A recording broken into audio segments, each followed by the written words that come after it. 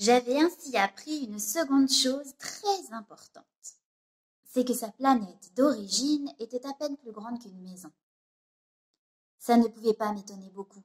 Je savais bien qu'en dehors des grosses planètes comme la Terre, Jupiter, Mars, Vénus, auxquelles on a donné des noms, il y en a des centaines d'autres qui sont quelquefois si petites qu'on a beaucoup de mal à les apercevoir au télescope. Quand un astronome découvre l'une d'elles, il lui donne pour nom un numéro. Il l'appelle par exemple l'astéroïde 325. J'ai de sérieuses raisons de croire que la planète d'où venait le Petit Prince est l'astéroïde B612. Cet astéroïde n'a été aperçu qu'une fois au télescope, en 1909, par un astronome turc.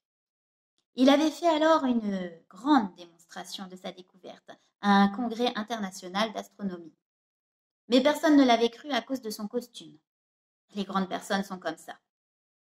Heureusement pour la réputation de l'astéroïde B612, un dictateur turc imposa à son peuple, sous peine de mort, de s'habiller à l'européenne. L'astronome refit sa démonstration en 1920, dans un habit très élégant. Et cette fois-ci, tout le monde fut de son avis.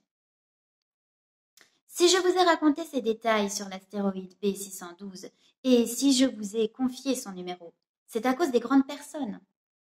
Les grandes personnes aiment les chiffres. Quand vous leur parlez d'un nouvel ami, elles ne vous questionnent jamais sur l'essentiel. Elles ne vous disent jamais « Quel est le son de sa voix ? Quels sont les jeux qu'il préfère ? Est-ce qu'il collectionne les papillons ?» Elles vous demandent « Quel âge a-t-il ? Combien a-t-il de frères ? Combien pèse-t-il ? Combien gagne son père ?» Alors seulement elles croient le connaître. Si vous dites aux grandes personnes « J'ai vu une belle maison en briques roses avec des géraniums aux fenêtres et des colombes sur le toit », elles ne parviennent pas à imaginer cette maison.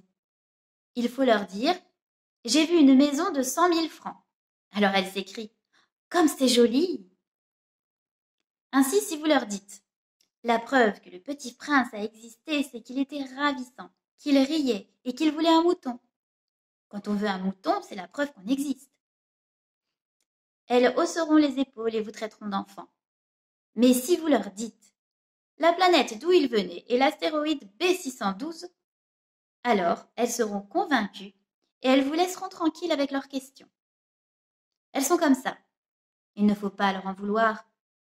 Les enfants doivent être très indulgents envers les grandes personnes.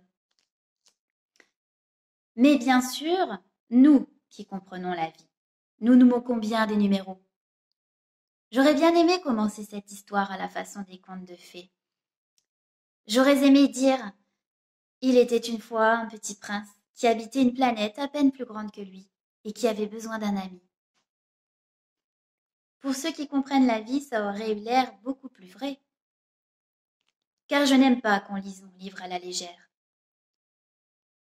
J'éprouve tant de chagrin à raconter ces souvenirs. Il y a 6 ans déjà que mon ami s'en est allé avec son mouton.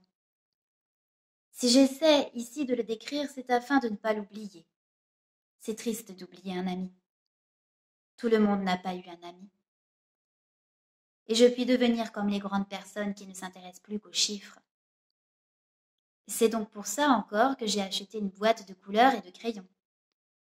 C'est dur de se remettre au dessin à mon âge, quand on n'a jamais fait d'autres tentatives que celle d'un boa fermé et celle d'un boa ouvert à l'âge de 6 ans. J'essaierai bien sûr de faire des portraits le plus ressemblants possible. Mais je ne suis pas tout à fait certain de réussir. Un dessin va et l'autre ne ressemble plus. Je me trompe un peu aussi sur la taille. Ici, le petit prince est trop grand, là, il est trop petit. J'hésite aussi sur la couleur de son costume. Alors je tâtonne, comme ci et comme ça, tant bien que mal.